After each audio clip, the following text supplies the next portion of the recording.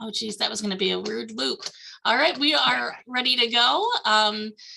We are resuming our Tech Tuesdays. And today we are doing assistive technology for mutual support and recovery with Norm, the one and only Norm DeLisle. We are so lucky to have him here today.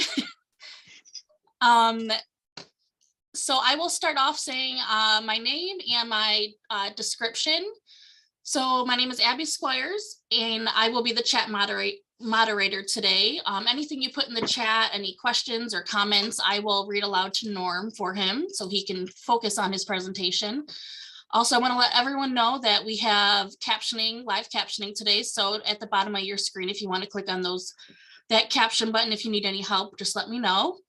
And if at any time you do want to comment or ask a question, you can feel free to unmute or type in the chat.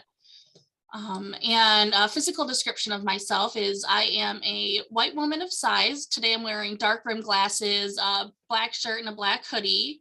My hair is dark brown up in a messy bun, and my background is a cluttered office. And I will pass it over to Norm. Thanks, Abby. My name is Norm DeLisle. I work for Michigan Disability Rights Coalition 30 hours a week.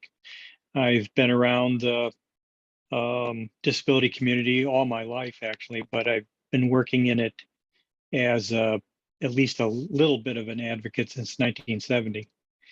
I'm a white man. I'm wearing a black or gray baseball cap, and I have a t-shirt on that says disability rights are human rights.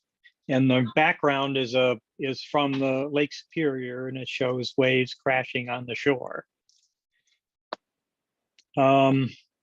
Mostly in the disability community, everybody gets that assistive technology is available for physical disabilities and neurological disabilities, that sort of thing. But assistive technology has become available over the last decade to support personal recovery.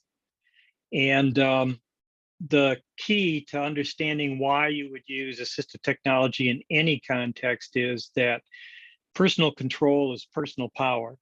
It's not against assistance from people, not against programs that support. But it is true that anything you can do yourself, you have more control over than if you must have someone else help you do it. And this is just as true for the areas we're going to talk about today as it is for any other. I want to focus on 3 areas in which assistive technology can be genuinely useful in supporting real community inclusion for people with mental illness, substance use disorders, and developmental disabilities. One is AT to support emotional self-regulation. The second is AT to support executive functions, which I'll talk about later in the presentation. And the last one that's often left off the table is assistive technology to support personal safety. Where did it go?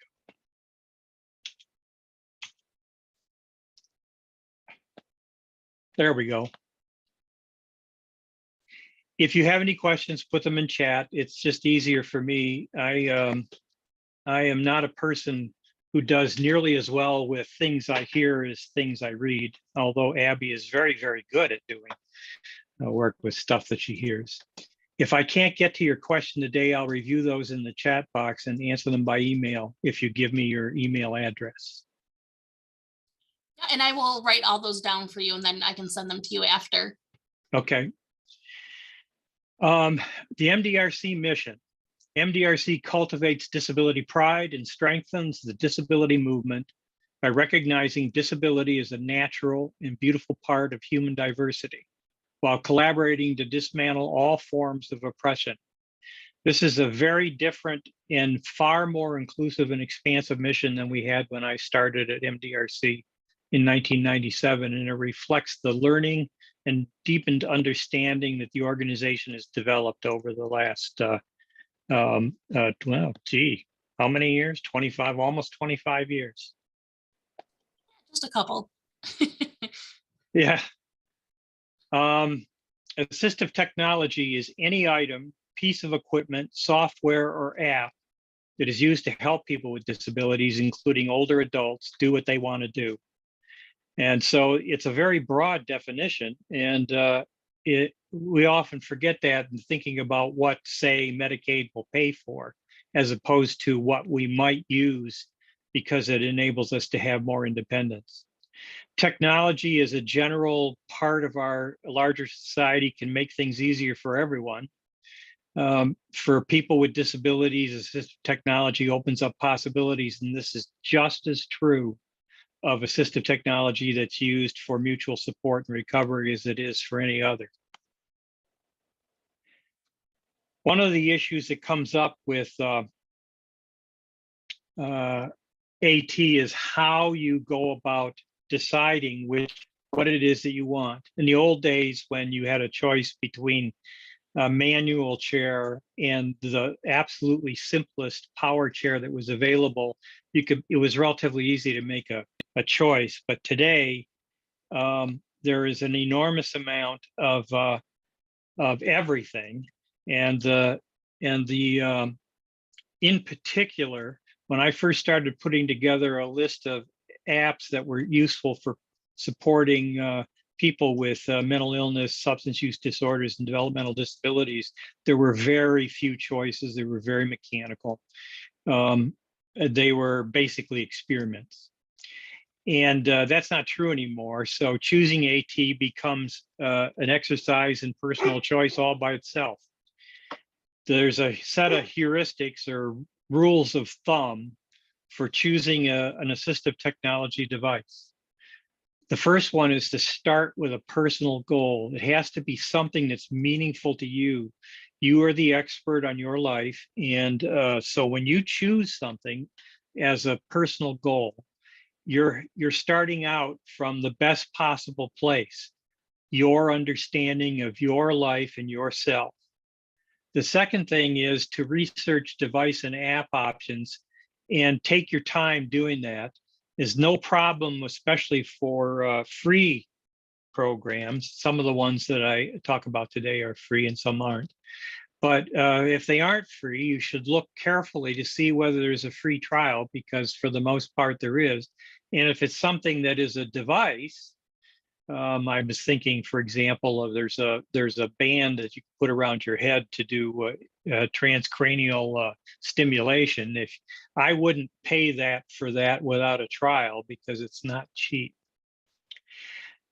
There's also an issue, and this is important for anyone who wants support for almost anything, is to understand the immediate environment of the use of the assistive technology. For personal care and personal support, you are the expert. If you're going to be using it out in the community, you might want to take some time to make sure that it's genuinely useful out there in the community. And the last one is to review your resources. Financial, friends and family, set up an installation, programs that might help. If there's a warranty, how you would get it repaired if it's a device. It's true of your phone. It should be equally true for any other form of assistive technology that you use.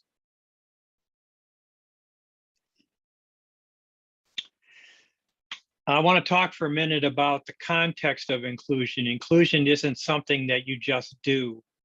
It's something that actually occurs in the real world. And we, as members of the disability community, are well aware of situations in which inclusion is supposed to be possible, but it isn't. One of the dimensions of that is when we're talking about inclusion, that we need to enable what I would call reliably supported personal agency. That means that it's your call, it's your choice, and it's reliable. And one of the issues that comes up in AT, especially in the larger support system, we're realizing right now with the COVID pandemic, there are a great many things that were reliable before the pandemic started that are no longer reliable. We mentioned, someone mentioned childcare earlier.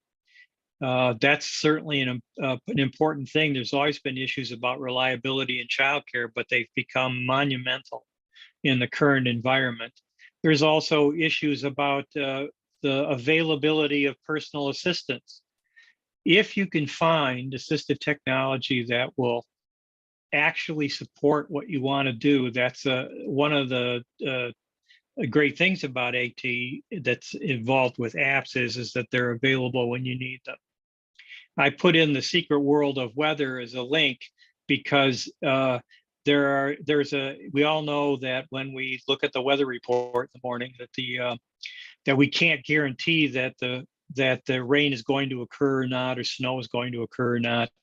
The Secret World of Weather is a book about how you can determine what the weather's going to be like in the short term where you are right now. And that's the kind of reliably supported personal agency that you want with an app. You want it to be there when you need it, and you want it to work. One of the things that, this is not a simple concept, but it's an important one. We tend to think about the possibilities for us in the larger world as being, I push this button and something happens. But there's a concept called a possibility space, which is not a fence that encloses reduced opportunity, like, say, a support agency might be, where you hire someone, but where there are possibilities that you know how to use some of them, and you can learn how to use others. And thinking of the world as a possibility space is an example of a way of dealing with the real world. And the example I've included is a great 3-minute video by Dave Snowden about how you organize a children's party, and the difference between trying to control the outcomes of a children's party and living with the possibilities of a children's party. It's very funny. There's a distinction out there in the world that I have never seen applied inside the disability community. But if you really want to support personal choice, we need not frameworks like an accessibility, but we need scaffolds. The scaffold is a way to engage with, say, a building, for example, when you're trying to build it from the ground up. We want scaffolds, not frameworks. And the best apps are scaffolds and not just apps that give you information or solutions or something along those lines. These days, mutual support of all kinds is done remotely as well as in person. And it seems to fluctuate from month to month whether it's a good idea to have in-person support or not. And so some of the apps, which are not necessarily able to provide you with information themselves, are ones that allow you to engage with other people. Remote conferencing is what we're using right now. Audio communication, phone support has been around since there were phones. The very first thing that Alexander Bell asked for was his assistant to come in the room to help him after he set up a little phone connection between the two rooms. Texting and group support texting is very commonly used between friends to get support. And it's also can be done with groups. It doesn't have to be just one individual texting to another. And there's a whole string of what they call asynchronous communication systems like Discord and Slack and a zillion others, one of which I have absolutely no ability to use. Is called TikTok. But there are an awful lot of them out there, and there are so many that what you really need to do is find the one that you find comfortable in its use. And then you can use it to support and look for people who can participate in your inclusive efforts and provide the kind of support that you need. The real point of AT is not the device. It's being able to engage with the world the way you want to do it. And as you use assistive technology, you're building a coherent interaction over time. This helps you, once you have these things set up and you're used to using them, it helps you to build ways of dealing with the uncertainty in life, if there's anybody left who thinks that life is certain. You'll note that there's a link at the bottom of the page that's named Resources page of apps and information. That link is on a variety of slides across the presentation, and Abby's going to put it into the chat so you can trigger it that way if you want to. This is a Google Docs that's open to anyone who has the link. And it contains what I found for a variety of things, but specifically for the three areas where that we're going to talk about today. And it's a big document with a lot of links, and it needs to be taken in small doses. If you know what you're looking for, you can try the immediate topic category, but if you're not sure, just kind of look through it. When you see something interesting, take a look at that. And eventually you'll find something that you can use that will be of actual help to you. Recovery is a complicated concept that's been around in the mental illness community and the substance use disorder community for probably 2 decades as something that everyone is aware of. But the word recovery was chosen by those communities because it reflected their way of dealing with the realities of the disabilities that they were trying to manage. In my view, recovery is the personal management of barriers to your choices through effort, learning, habit building, effective rituals, natural supports, and the tools available through support systems, including AT. So recovery is about an individual being able to manage those parts of their lives that are preventing them from living the kind of life they want, and in their natural support community. And one of the ways in which you get natural supports is through the use of apps and assistive technology. So I think recovery is a very natural concept for the use of apps, but it hasn't really been thought of that way until fairly recently.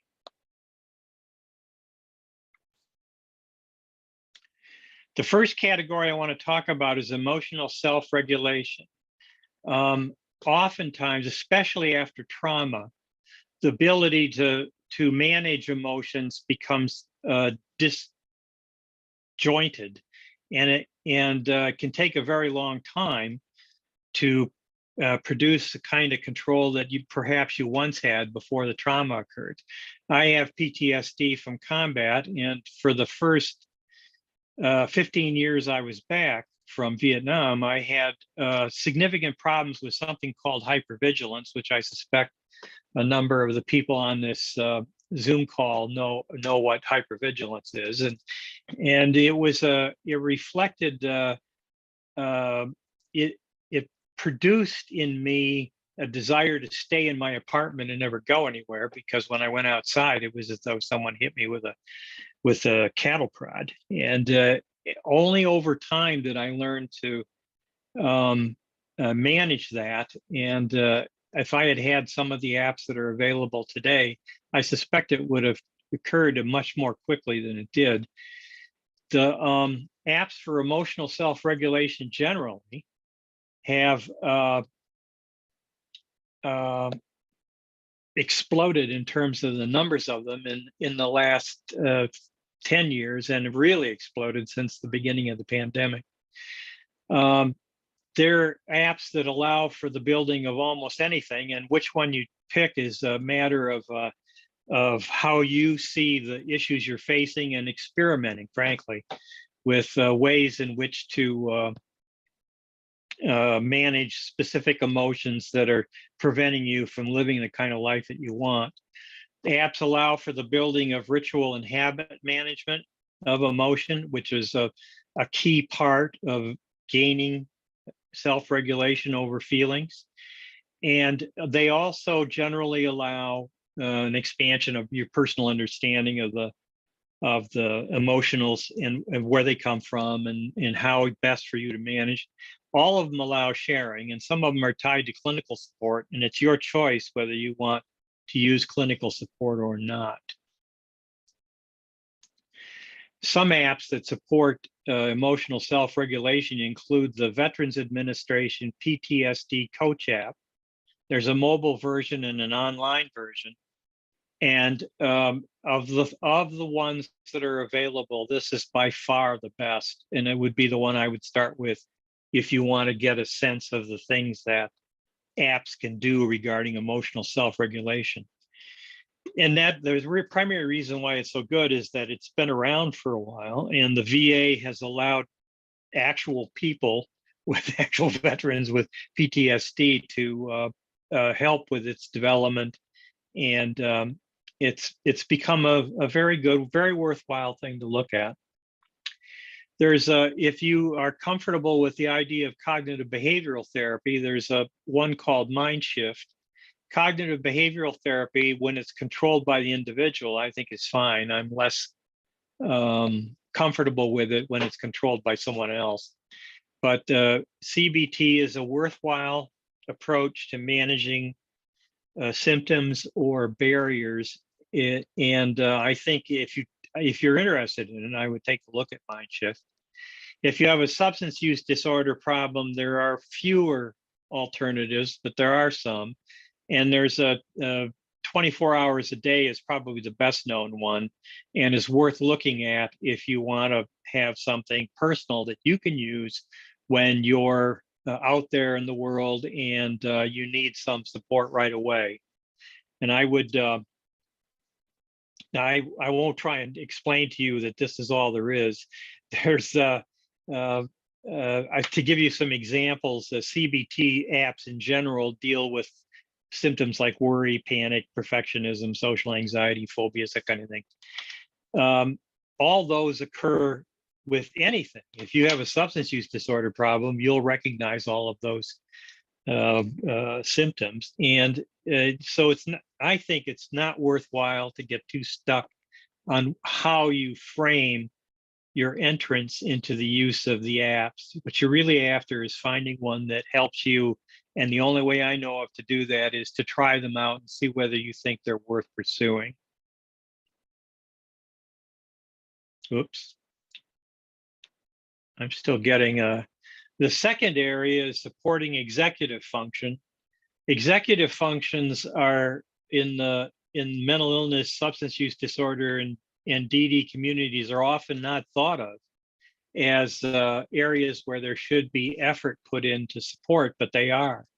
Executive functions include focusing attention, working memory, planning, time management, the skills we associate with effective work. I mentioned at the beginning that that if someone tells me something and I don't write it down, it's likely to just disappear out of my brain. And I had a boss once, Liz Bauer. Some of you may know her. If you went in to Liz's office back in the old days and said to her the building's on fire, she would nod her head. And if you turned around and walked out, nothing would happen. You had to write that down on a sheet of paper and put it in front of her. And if you did that, she would respond to it. People have a lot of those different kinds of personal quirks in executive functions, and understanding those is the best first step to deciding how you want to expand your ability to use your executive functions and in the outside world. Although I think most people are aware that when at teenage years and young adult years, they expand dramatically, and they continue. One of the myths about them is that by the time you're 25, you're as good as you're ever going to get at them. And that's not true. They continue to improve for many decades. And is that very young children, 2- and 3-year-olds, are using the same parts of the brain that you would use for executive functions.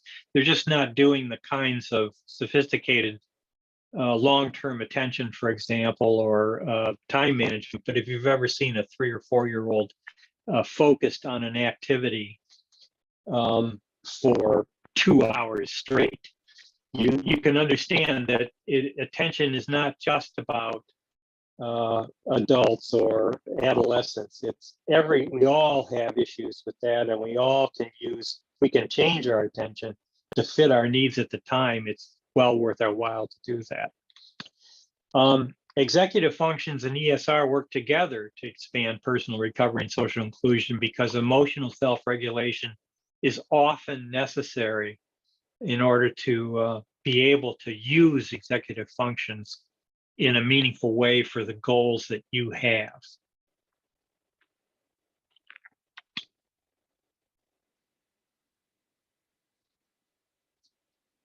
Gee, there it is.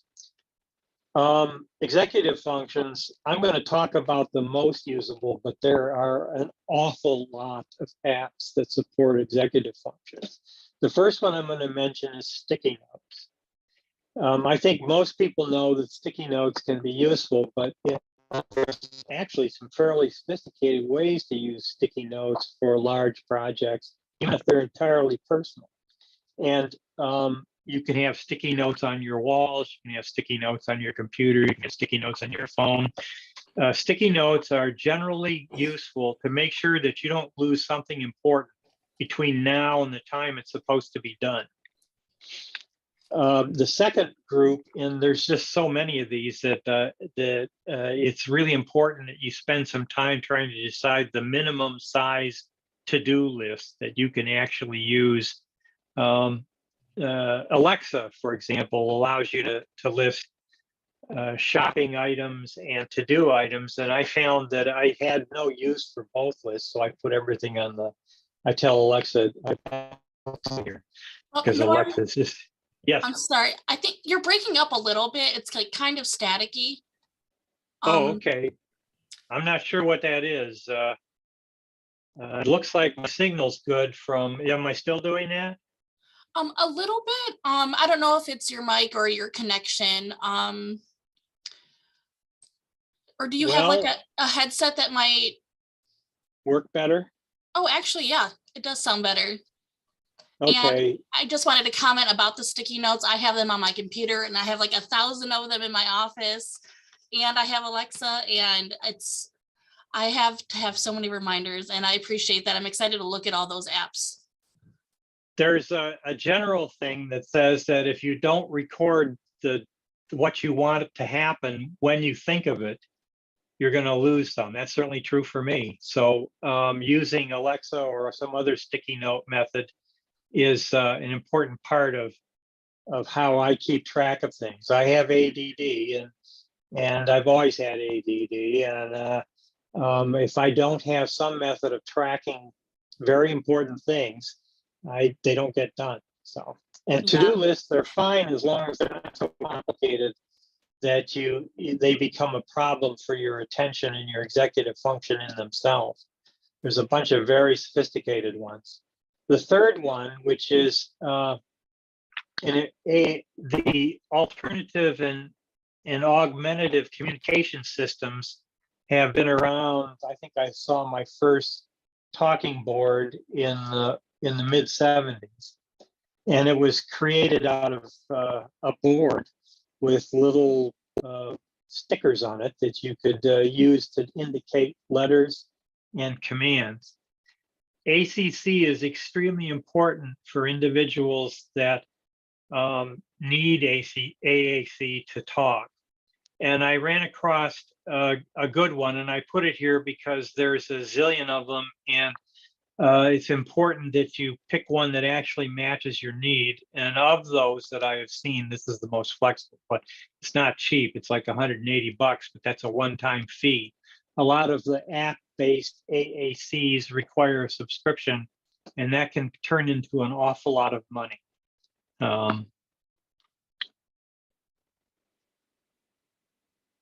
The last area that I want to talk about is personal safety. This is not an area that's typically the focus of AT for people with disabilities, even though personal safety is an important issue for everyone. Right now, personal safety boils down to dealing with the pandemic, but there are many other issues in personal safety. I know that when I was in the early years after I came back from Vietnam, I lived in some really terrible neighborhoods, and I lived in some really terrible apartments because it was all I could afford. And I was homeless for a few months after I got back. And during that time, I slept under for those of you who are familiar with MSU, I slept under the Bogue Street Bridge every night because it was summer and it was relatively safe. They wanted to get to me. They had to climb up a slope and, it was protected from the rain and so on and so forth.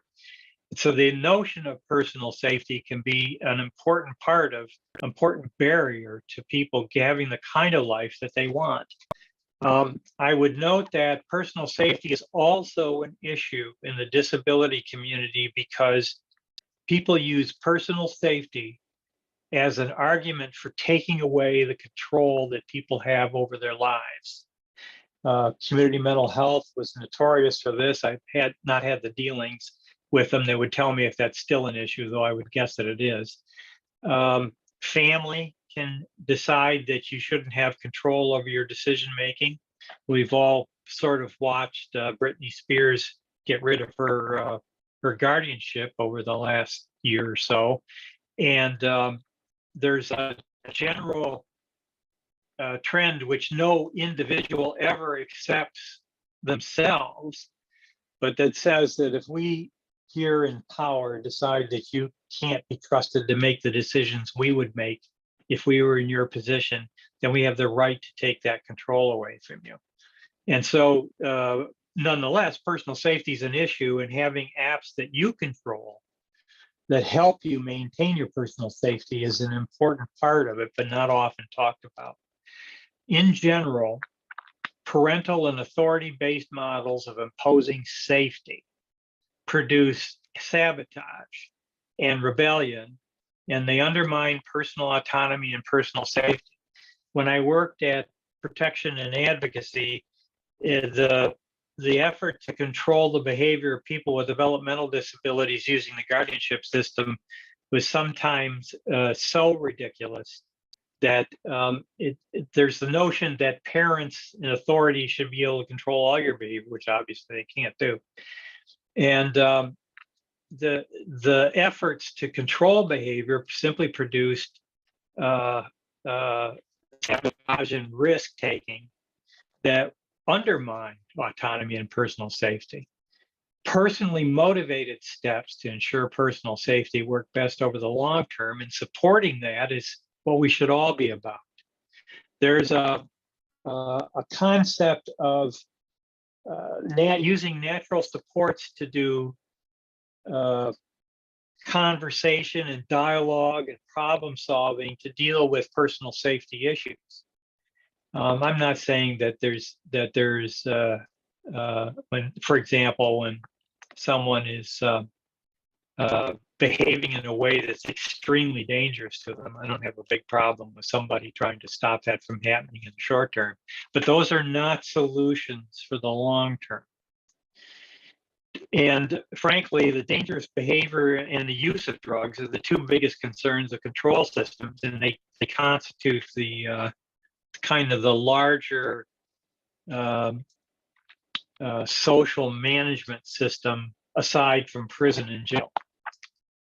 And so using an app to deal with issues that you already know are going to trigger controlled responses from the larger environment is an important thing for you to embrace if you're comfortable doing it. There's some kind of, ordinary sorts of things which include environmental alerts these days. Being able to know what your local weather is going to be where you are right now is an important part of being able to stay safe. And it's something for which there are many, many choices. I use something called Everbridge, which used to be called Nixle. It's free. It'll give you local alerts for a variety of safety related problems, including weather ones, also accidents. And when there's, they use it for individuals who get lost, kids maybe become lost, and they use it for that. And they're free and easy to use, and they're available for many counties, including Ingham, which is the one I live in. There are best weather apps of 2021, which is an article that covers recent ones, and it's worth reviewing because it talks about what they do well and what they don't do well. There is a set of personal safety apps, which includes a wide variety of things. And these have arisen in large measure because of women that are facing abusive partners and need help with protection from that. And I would suggest that everyone needs to review these, because although I don't think there's anybody out to get me right now, there is not. It is the truth that when I was in other jobs working in crisis intervention centers, or I was working with individuals in the substance use disorder arena, I was the youngest substance abuse therapist, and so I had everyone who was court ordered for substance abuse therapy, which included individuals who were genuinely dangerous. And I needed to have a barrier between my personal life outside of the office and those individuals. And there were no apps back then, but I took other steps, like not having my phone number in the phone book and those kinds of things. And there are equivalents of those for maintaining safety today. I also put in an article that said that using a personal safety app doesn't make you paranoid. It isn't a question of whether, as is always the case with anxiety, it's not a question of whether you're accurate. That's your decision to make. It's a question of whether you can mitigate the anxiety by having something that permits you to not think about those possibilities when you're in situations that where you want to be having a good time, for example. I think that personal safety is the undeveloped part of the use of apps for the kinds of topics that we have been talking about today. And I think if any of you are into creating apps, it's something I would suggest you take a look at, because personal safety, dealing with trolls, scams, and other things are largely, certainly everyone gets that they're issues, but they're largely not accessible responses to those kinds of things. And I would, in speaking of individuals with developmental disabilities, for example, I've noted, for example, that the mainstream substance use disorder system is really not capable of supporting individuals with developmental disabilities well. And the tendency, if you're a person with a developmental disability, or for that matter, any kind of cognitive disability, including autism, to try to get useful support from the mainstream SUD system is tough, because it's really not organized around your needs for support. When I was in the 80s, those issues were AA not accepting people with mental illness diagnoses as part of their groups. It was, that included people with cognitive disabilities weren't allowed to participate in mutual support groups that focused on substance abuse. Programs that were residential wouldn't allow, or were incredibly ineffective in supporting people with developmental disabilities or atypical neurotypes. These things haven't changed much. So it's worth, even if they are more open, which they are now, it's worth having some stuff that reflects your understanding of your personal safety. I'm sure there are people here who are familiar. This is not something that is just popped up since the internet. There was a concept in AA groups called 13th stepping, which was about manipulating and gaslighting members of the AA group for personal gain. And that's been there since there were mutual support groups. Personal safety is something that needs more attention and more time, and apps that actually are responsive to the needs of people with disabilities, regardless of type. So to sum up, one of the things that is we've been raised and taught that our society is supposed to provide solutions for us, but no technology ever solves a human problem. We have to think of them as tools, not as solutions. Solutions it makes you passive. It means that you don't grapple with and engage with the things that are preventing you from living the life that you want. Tools allows you to engage, and apps are an important way that we can engage with issues and learn about the things that we see as being barriers to our lives being freer and having more choices. The technology is a scaffold.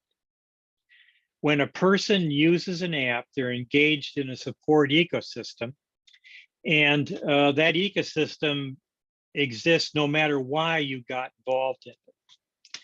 And it's important that you know what that ecosystem is, that the app isn't just there to solve your problem, it's doing other things. And you should try to build an understanding of what the ecosystem for that app is. The VA's PTSD app, for example, has a huge ecosystem out there, and it's been used as you'll see if you go to the website and take a look at the app and try it out for yourself. There are an enormous number of communities, not just veterans, who can make use of that in recognition that we need to have trauma-informed apps, not just apps. There are always more possibilities out there than you know, and some of them are good possibilities and some of them aren't. The final thing is that no matter how lonely you feel right now or how isolated you feel, there are a bunch of people out there trying to solve similar problems to your own. And the use of apps is one way to find those people. And they have the advantage that if you find that it's not actually working for you, you can just uninstall it. And that's a great help in trying to find solutions that actually fit your situation.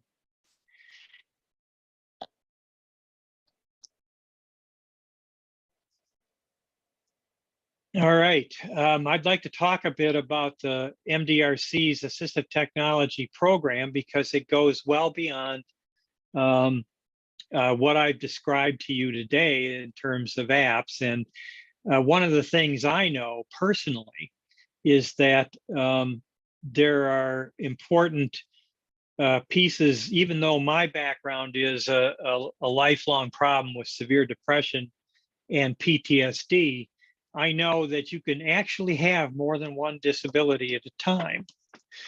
And for example, I have what's called a fine motor apraxia, which means that I can't use my fingers very well in detailed activity. It has meant in kind of the real world, before I began to understand the meaning of personal agency and disability, it meant that I couldn't learn an instrument because I could never be even mediocre at it because of this fine motor apraxia. And that had implications for the life that I was living, especially when I was an adolescent. Most of my friends, close friends, were musicians. I couldn't participate in that effectively. Any disability can make it harder for you to make choices and to express personal agency in a particular area. And so the MDRC AT program doesn't make any particular focus about the universe of AT. And one of the best ways in which we try to personalize and support personal choice is through the use of assistive technology demonstrations. These demonstrations, if you know what area you want to look for some help with, you can use one of the demonstrations to help you choose between alternative devices or apps that support your choices. And we do a lot of these, and we want to do more. And you can use the link to look at the MDRC's AT demonstration program, and you can fill out an application for an AT demonstration. And it really can be about just about anything. and we're always trying to expand the availability of demonstrations in different parts of life. Right now, we're beginning a project to include art as a MDRC AT demonstration, and we have recently added a very sophisticated program on demonstrations around recreational activities, which are an important part of any person's life and shouldn't be restricted just because you happen to have a disability. Oops. So I would take a look at those materials and see whether anything strikes your fancy, especially if you've had a chance to look at the resource page. This is my information. There's some of it is directly related to the AT program, including the AT blog. And I also have some blogs that I have been running for a long time. One is on how you change complex systems. And I do postings of scanned articles because I scan for stuff anyway. It's part of my my symptomology on the autism spectrum. I scan for information because, you know, if I just had enough information, then I would be able to solve every single problem in the universe. And I can't stop that. I do it anyway. So I try to express those that uncontrollable compulsion of mine in two blogs. One is called the Disability Cosmos, and it's just general items. And then the other one is Michigan Voices for Better Health, which grew out of a project that MDRC had several years ago. You're welcome to sign up for those. I post something almost every day. And you don't have to read all the items. You can just look at the headline. If it looks interesting, you can read it. And if it doesn't look interesting, you can ignore it.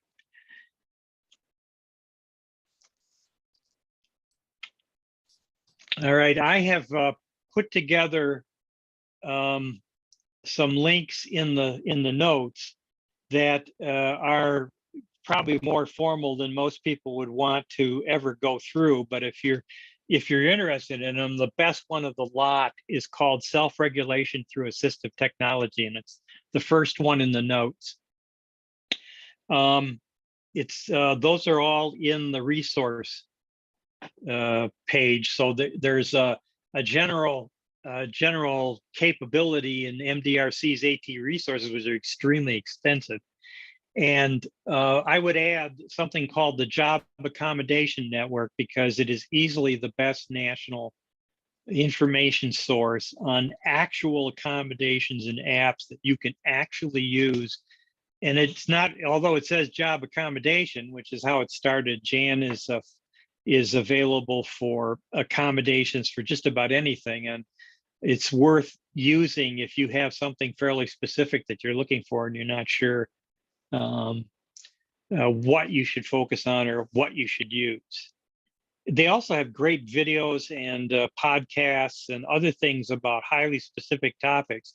So if you're looking for example, if you're looking for emotional regulation accommodations for a specific work environment, I would look on Jan. If you have a disability that is progressive, I would look on Jan. If you have something that you want to deal with that's extremely specific and you think no one in the world could possibly have a solution for it, the first place I'd look is the Job Accommodation Network. Let's see.